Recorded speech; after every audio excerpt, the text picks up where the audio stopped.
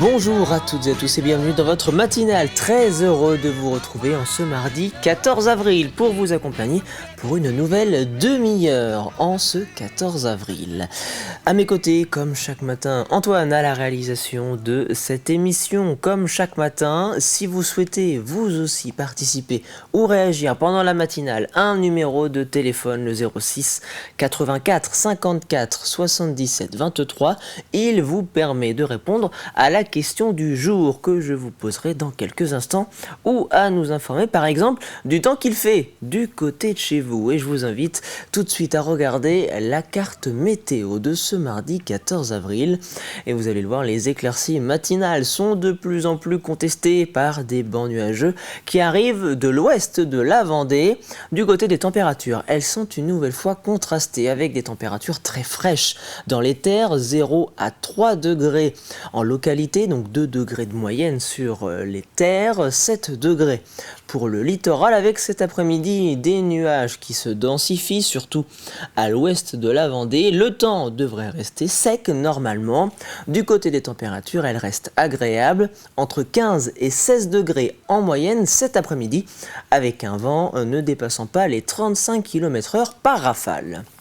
Direction le littoral vendéen pour jeter un coup d'œil aux horaires des marées du jour et ses coefficients qui sont de 50 et 63 pour ces marées du 14 avril. Des coefficients qui remontent petit à petit en cette mi-avril. Du côté des marées, une première basse mer à 9h28 et 9h40 en ce mardi 14 avril. Une seconde pleine mer qui vous attend, elle, dans le courant de l'après-midi, 15h45. 15h49 entre la Tranche-sur-Mer et le passage du Gois à Beauvoir. Et avec ces coefficients, je vous le rappelle, nous vous recommandons de traverser entre 30 minutes et 1 heure avant et après l'heure de marée basse si vous souhaitez traverser sans souci le passage du Gois. Un mot de l'information trafic et des chantiers que vous pourriez rencontrer sur les routes ce matin en Vendée. Des travaux en lien avec la pose d'un réseau de refoulement ont débuté ce lundi 13 avril du côté d'Esnay sur la 4 voies qui contournent la commune.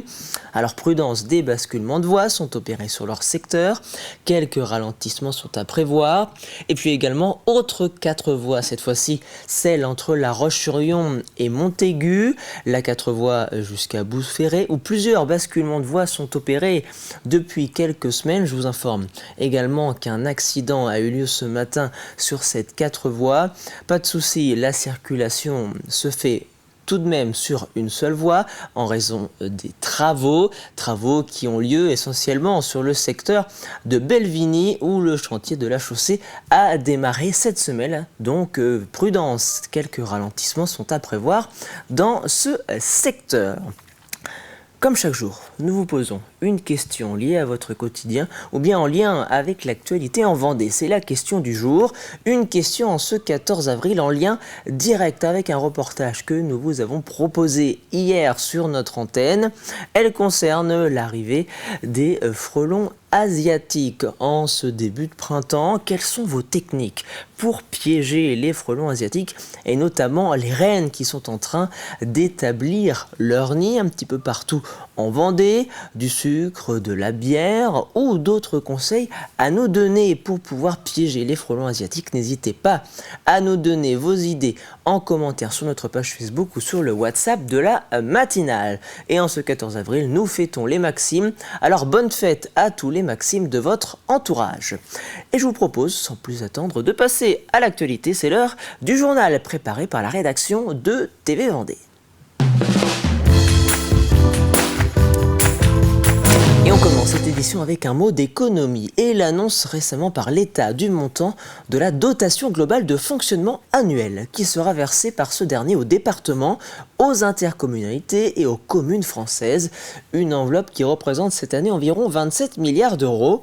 La DGF constitue la principale dotation de l'État au profit des collectivités territoriales. Alors quels sont les chiffres à retenir pour la Vendée? Les détails avec Aurélien Huard. Les chiffres ont été publiés officiellement il y a quelques jours. Les collectivités territoriales françaises reçoivent cette année 27 milliards 400 millions d'euros au titre de la dotation globale de fonctionnement. En Vendée, 133 millions d'euros sont versés aux communes, un montant quasi identique à celui de 2025.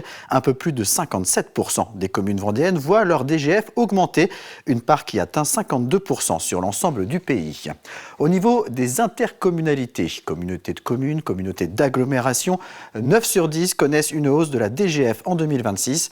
L'enveloppe globale s'élève à 42,5 millions d'euros, soit 600 000 euros de plus que l'an dernier. Enfin, le département profite également d'une légère hausse de cette dotation, avec un peu plus de 77 millions d'euros attribués cette année. Si l'on récapitule, avec 133 millions d'euros aux communes, 42,5 millions d'euros aux intercommunalités et un peu plus de 77 millions d'euros au département, la dotation globale de fonctionnement pour les collectivités territoriales de la Vendée s'élève donc à 252 645 000 euros en 2026. L'actualité en bref, c'est également l'annonce du ministre du Travail concernant le projet de loi sur le travail du 1er mai, porté notamment en Vendée par la sénatrice Annick Billon. Il n'y aura finalement pas de convocation de la commission mixte paritaire de la part du gouvernement. Cette dernière devait statuer sur le projet de loi pour autoriser ou non l'élargissement de la possibilité de travailler le 1er mai dans certaines professions. Mais suite à la fronde menée notamment par les syndicats, le texte ne sera finalement pas voté. Le gouvernement devrait cependant faire des propositions pour les commerçants de proximité qui souhaitent employer du personnel le 1er mai. Direction Luçon, où les hôpitaux de Vendée viennent d'inaugurer dans le centre hospitalier de la commune l'arrivée d'un nouveau mammographe, un outil doté d'une technologie garantissant une meilleure netteté lors de l'examen clinique. Assisté par l'IA, ce nouveau matériel d'imagerie médicale permettra également de repérer davantage d'anomalies tout en réduisant la douleur ressentie par les patients. Coût de l'investissement, environ 350 000 euros. Cette technique de 3D tomosynthèse permet pour l'interventionnel de mieux localiser la tumeur et faciliter le travail. La mammographie, vraiment, c'est le domaine le plus sensible, le plus difficile. Parce qu'on cherche une pathologie qui s'appelle microcalcification, qui est inframillimétrique. Donc c'est très facile de rater un cancer du sein. Donc l'IA nous permet de ne pas rater cette petite lésion. 9 cas sur 10, il est guérisable, à condition qu'il soit détecté petit. Il est installé depuis 1 an. Il a déjà réalisé 3500 actes. Et donc, c'est aussi 3500 actes très importants parce que ça permet aux femmes de savoir si elles ont un cancer ou pas un cancer et de prévenir le plus tôt possible pour soigner le plus rapidement possible et le plus efficacement possible. J'ai souhaité, au niveau des hôpitaux de Vendée, relancer l'investissement sur ce type d'équipement. Donc nous allons accorder 10 millions d'euros par an pendant 5 ans, ce qui fait 50 millions d'euros pour le CHD, c'est-à-dire à la fois le site de Montaigu, le site de La Roche et le site de Luçon. Vous avez sans doute dans votre entourage un proche parent qui souhaite son maintien à domicile malgré une légère perte d'autonomie. Depuis le 1er janvier 2026, une réforme a pour objectif de simplifier l'accompagnement à domicile des personnes âgées, une simplification mais également une coordination entre les professionnels du soin et de l'aide à domicile qui permet aux familles et aux bénéficiaires un suivi plus clair avec moins de démarches à effectuer. Comment cela se concrétise réellement sur le terrain? C'est Anaïs Escalona qui vous l'explique. Vieillir chez soi, c'est le souhait de beaucoup de Vendéens. Mais en réalité, s'y retrouver entre l'aide à domicile, les soins et les nombreux interlocuteurs peut vite devenir compliqué, surtout quand on est seul ou que la famille est loin. Pour simplifier les choses, une réforme des services autonomie à domicile est mise en place depuis le 1er janvier 2026. En Vendée, 3 acteurs, l'ADMR, l'ADAMAD et l'AMAD du littoral, travaillent désormais ensemble avec un objectif, rendre le parcours plus lisible. Concrètement, un numéro unique est mis en place dans chaque communauté de communes pour orienter les personnes selon leurs besoins. C'est compliqué pour une personne notamment âgée à domicile de savoir où s'orienter. Donc l'objectif de la réforme du service autonomie à domicile, c'est de simplifier les choses et d'avoir un numéro unique. La personne appelle, qu'elle ait besoin de l'aide, du soin, elle appelle, et la personne qui lui répond doit évaluer son besoin et lui proposer l'accompagnement qui lui est nécessaire. Un moyen d'éviter aux familles de multiplier les démarches dans un moment déjà fragile, car avec l'âge, la perte d'autonomie rend ces parcours encore plus complexes. C'est du parcours de combattant, hein. Quand les gens ont un problème de santé, un souci de santé, nos services, ce n'est pas les services qu'on a envie de connaître. Et quand on a un numéro unique avec une prise en charge unique qui oriente la personne vers le bon service, c'est beaucoup plus facile que quand, avant cette mise en place de service autonomie, la personne devait aller vers le service de soins, vers le service d'aide et lui faisait tout seul ces démarches-là. Là, non, il est accompagné. Ça simplifie la démarche.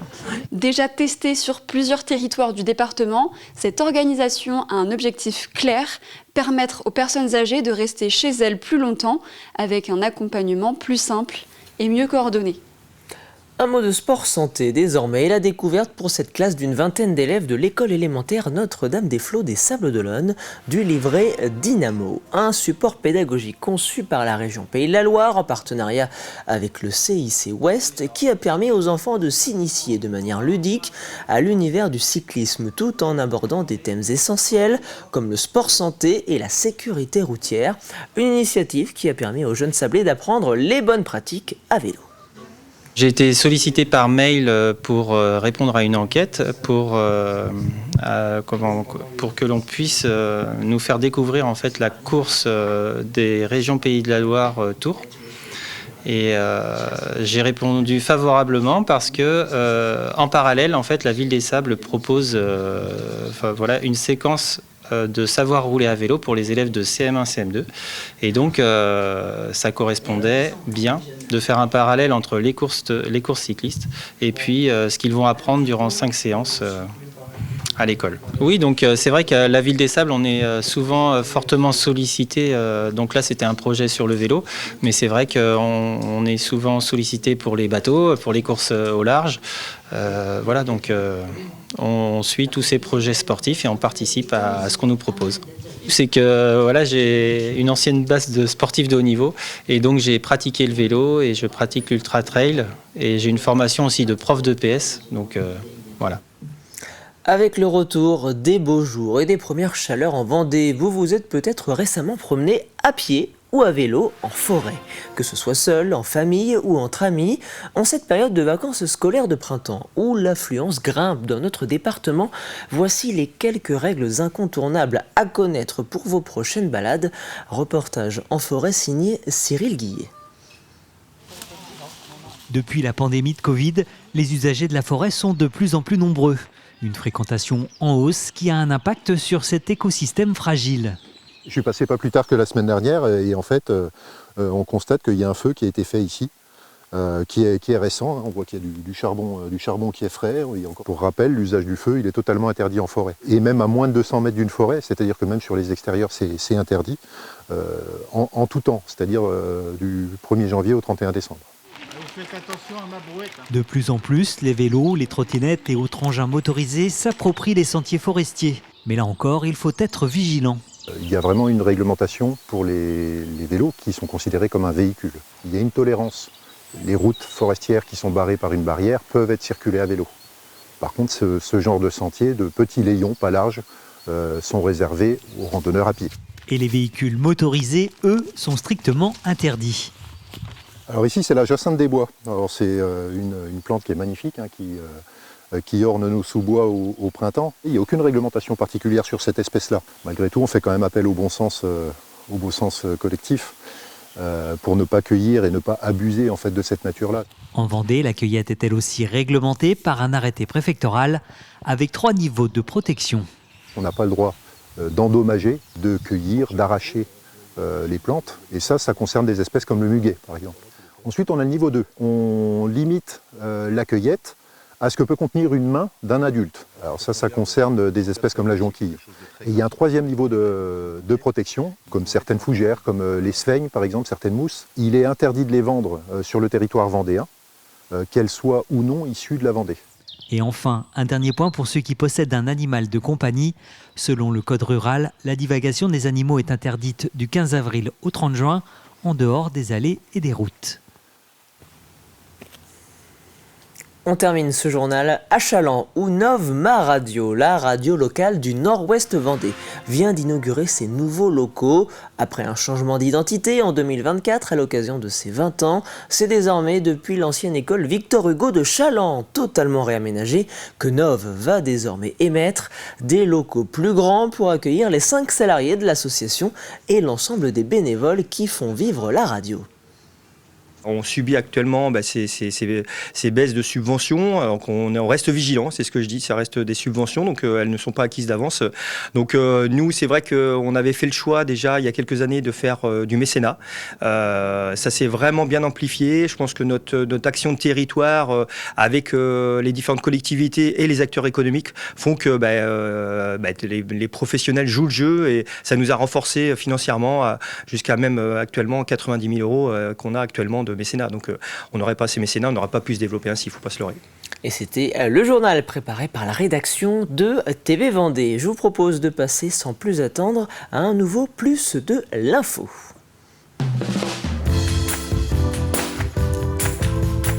Un Plus de l'info consacré ce mardi au réseau Femmes de Territoire qui vient récemment d'ouvrir une nouvelle antenne du côté de Fontenay-le-Comte.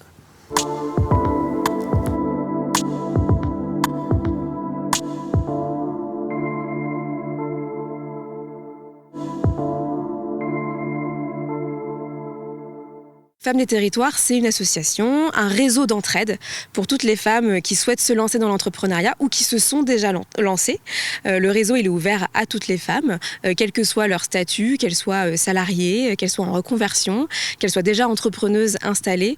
Et l'objectif, c'est de les mettre en lien, tout ensemble, pour briser l'isolement qu'elles peuvent rencontrer dans leur parcours entrepreneurial, mais aussi de favoriser leur montée en compétences grâce à des ateliers de montée en compétences sur des thématiques entrepreneuriales. Et notre troisième mission, c'est de favoriser justement l'égalité femmes-hommes dans l'entrepreneuriat. Pour mener à bien toutes ces missions-là, on a une plateforme en ligne, une plateforme collaborative sur laquelle nos 3000 adhérentes peuvent se mettre en lien très facilement, se donner des coups de pouce, participer à des ateliers de montée en compétences aussi en ligne. Et à côté de ça, on a les antennes locales.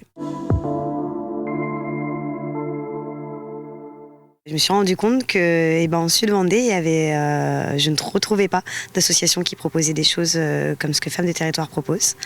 Et je me suis dit que j'étais pas la seule entrepreneuse à être dans le besoin de retrouver un réseau d'entraide qui reste accessible, qui partage des valeurs proches des miennes. Et donc j'ai sollicité les filles. J'ai été aussi très encouragée par les coordinatrices du Nord-Vendée. En rejoignant ce réseau, j'ai trouvé des âmes à l'écoute, j'ai trouvé des amis aussi, et plein d'ateliers qui m'ont permis de prendre confiance en moi, d'avoir de la structure sur certains sujets que je ne maîtrisais pas, parce que quand on est entrepreneur, on ne maîtrise pas toutes les petites subtilités qu'il peut y avoir sur le commerce, le développement commercial, intervenant sur la maîtrise des réseaux sociaux, vous parliez tout à l'heure de la comptabilité, mais aussi de tout l'administratif, les déclarations à l'URSSAF, comment bien se protéger en tant qu'entrepreneur avec les prévoyances, et j'oublie encore beaucoup de choses. Pour moi, ce qui était le plus difficile, c'est tout ce qui est de communication, les réseaux sociaux, les créations de sites internet, d'une image d'entreprise, etc.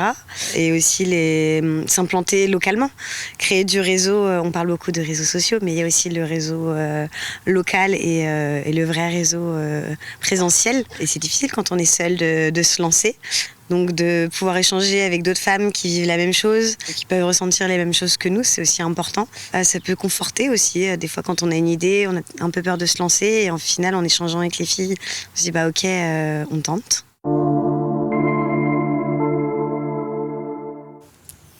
Et vous retrouvez dès aujourd'hui ce nouveau Plus de l'info sur notre site tvvendée.fr. Place désormais à la chronique du jour.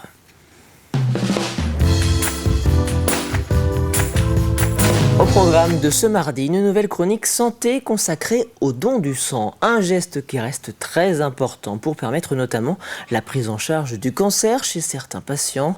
C'est Bruno Villemagne, chef de service en hématologie au CHD Vendée, qui a répondu à nos questions. Dans les dons du sang, il y a plusieurs choses. Il y a donc le don des globules rouges, le don des plaquettes et le don du plasma. En fonction des événements, donc déjà les urgences vitales, c'est-à-dire qu'un accident sur la route, une hémorragie de la délivrance, toutes les urgences vitales, on va avoir besoin de sang, parfois de plaquettes, parfois de plasma frais congelé, voilà, pour aider à passer le cap aigu de la situation médicale grave. Voilà. Donc ça, c'est la chose la plus importante immédiatement. Et après, les dons du sang vont servir dans multiples pathologies, que ce soit donc en cancérologie pour des patients qui ont des traitements qui font baisser les globules rouges, en hématologie également, en gastroentérologie pour des gens qui vont saigner du tube digestif.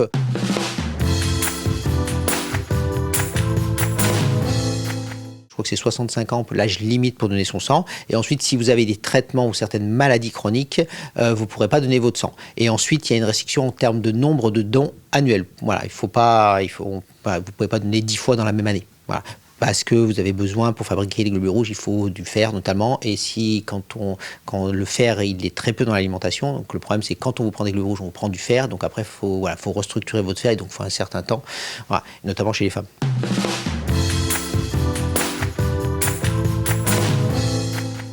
Non, c'est pas dangereux de donner son sang. Voilà, il faut simplement, il y a de bien expliquer avant si on prend des médicaments, parce que si on a des antécédents médicaux, parce qu'effectivement, quand on va donner son sang, on va enlever une partie des cellules et une partie du volume sanguin. Donc, si on a des antécédents cardiaques, par exemple, on peut avoir des malaises, des choses comme ça.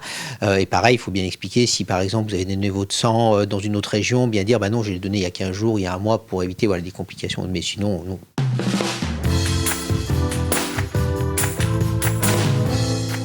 Quand vous donnez votre sang, le sang peut être utilisé dans tout le territoire. Ce qu'il faut savoir, c'est que parfois on a ce qu'on appelle des phénotypes rares, c'est-à-dire des gens qui ont dans leur globule rouge une signature spécifique. Et il y a des gens, par exemple, dans un autre territoire, qui ont besoin de ce sang-là spécifiquement.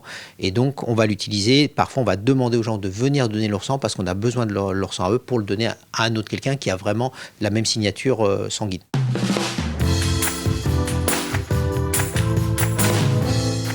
Pour les dons du sang, c'est l'établissement français du sang qui organise. Donc il y a des collectes qui sont organisées dans les différents territoires. On peut même, je pense, aller également au établissement français du sang, donc collecter. Donc les gens viennent, ils donnent leur sang. Ensuite il y a une petite collation et puis après ils rentrent chez eux. Voilà.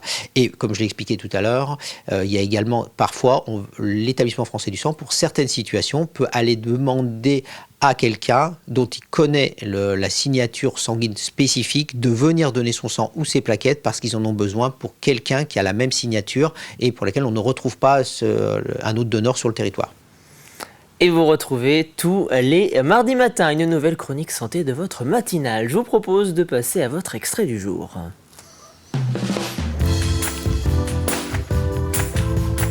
Et aujourd'hui, Zoom sur Effervescence, présenté par Catel les Jeunes. Au programme, elle reçoit la céramiste Julie Buffet. Donc Julie, toi tu es artiste céramiste depuis quelques temps, mais à la base tu es architecte d'intérieur. Alors ce qu'on aimerait savoir, c'est déjà comment tu es passé d'un travail de plan, d'architecte d'intérieur à la matière et à la peinture, parce que tu fais de la peinture aussi.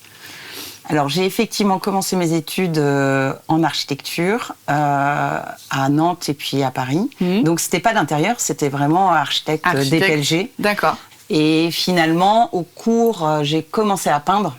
Déjà très, très vite, dès la 2e année. Et surtout, vraiment, début de ma 3e année. Donc, la peinture est venue vraiment se mettre en parallèle, donc complètement autodidacte. Donc, ça a pris quand même beaucoup de place. J'ai commencé à faire des expos, donc ça a pris... mais je continuais mes études. Okay. Et finalement, j'ai été jusqu'à ma 6e année. Et là, il fallait faire un projet, il fallait faire son diplôme. Et là, j'ai eu je n'y arrivais pas, il y a eu un vrai blocage. Et j'ai essayé plusieurs fois. Et finalement, j'ai décidé de switcher et de rejoindre mon futur mari en Irlande. Et là, on a décidé de se marier. Je suis tombée enceinte et je suis rentrée en France. Et le projet d'Archi, finalement, est passé derrière voilà, le projet familial. Et ma peinture, du coup, là, a pris le dessus. On est revenu à Paris. J'ai réessayé de passer mon diplôme et ça a été aussi quelque chose de voilà j'y arrivais pas. Okay. Vraiment, s'il y a bien un mur que j'ai pris, c'est celui-là. Et nous approchons de la fin de votre matinale. C'est donc l'heure de votre café cuisine.